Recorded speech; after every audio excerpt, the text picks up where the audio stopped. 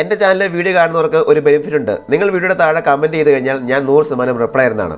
അപ്പോൾ ഇന്നത്തെ വീഡിയോയിൽ ഈ ഒരു സ്കൂട്ടറിൻ്റെ ഇൻഡിക്കേറ്റർ കംപ്ലൈൻറ്റ് ആയിട്ടുണ്ട്. അത് എങ്ങനെയാണെന്ന് പറഞ്ഞുതരാം. ഞാനിപ്പോൾ ഈ വാഹനത്തിൻ്റെ ഇൻഡിക്കേറ്റർ വലത്തേക്ക് ഇടുകയാണ്. എന്നാൽ വലത്തേക്ക് ഇടുമ്പോൾ ഇൻഡിക്കേറ്റർ വർക്കാവുന്നില്ല. എന്നാൽ ഇടത്തേക്ക് ഇടുമ്പോൾ ഇൻഡിക്കേറ്റർ വർക്കാവുന്നുണ്ട്.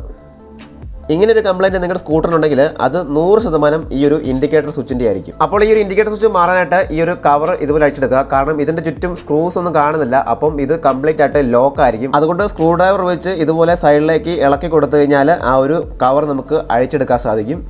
ഇനി ഇതിൽ ഇൻഡിക്കേറ്റർ സ്വിച്ച് ഏതാണെന്ന് കണ്ടുപിടിച്ചിട്ട് ഇതാണ് നടുക്കിരിക്കുന്നതാണ് ഇൻഡിക്കേറ്റർ സ്വിച്ച്. അപ്പോൾ അതിൻ്റെ സ്ക്രൂ എല്ലാം റിമൂവ് ചെയ്തെടുക്കുക. സ്ക്രൂ എല്ലാം ഊരിക്കഴിഞ്ഞ് സ്വിച്ച് പുറത്ത് കിടക്കാൻ നോക്കുമ്പോഴാണ് ഇതുപോലൊരു തടസ്സം ഉണ്ടാകുന്നത്. അപ്പോൾ എന്ത് ചെയ്യണം? ആ ഒരു സ്വിച്ച് നൈസായിട്ട് വലത്തോട്ടോ ഇടത്തോട്ടോ തിരിച്ചിട്ട് ആ ഒരു നാക്കിൽ പുറത്തേക്ക് ഊരിയെടുക്കുക. ശേഷം അതിലേക്ക് വന്നിരിക്കുന്ന കണക്ഷൻ പിടിപ്പിക്കുക. ഇൻഡിക്കേറ്റർ സ്വിച്ച് കംപ്ലൈൻറ്റ് ആയിക്കഴിഞ്ഞാൽ സ്വിച്ച് മാറുക എന്നൊരു ഓപ്ഷനേ ഉള്ളൂ. അതുകൊണ്ട് നമ്മൾ പുതിയ സ്വിച്ച് വാങ്ങിയിട്ടുണ്ട്. ഓക്കെ, പുതിയ സ്വിച്ച് കണക്ട് ചെയ്യുക.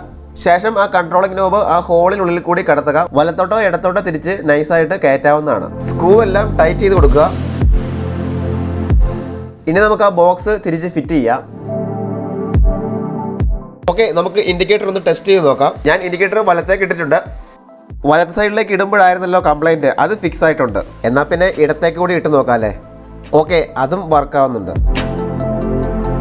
ഈ ചാനൽ നിങ്ങൾ ഉറപ്പായിട്ട് സബ്സ്ക്രൈബ് ചെയ്യണം. നിങ്ങൾക്ക് പ്രയോജനകരമായ വീഡിയോസ് മാത്രമായിരിക്കും ഞാൻ ഈ ചാനൽ ഇടുന്നത്. അപ്പോൾ അടുത്ത വീഡിയോയിൽ കാണാം.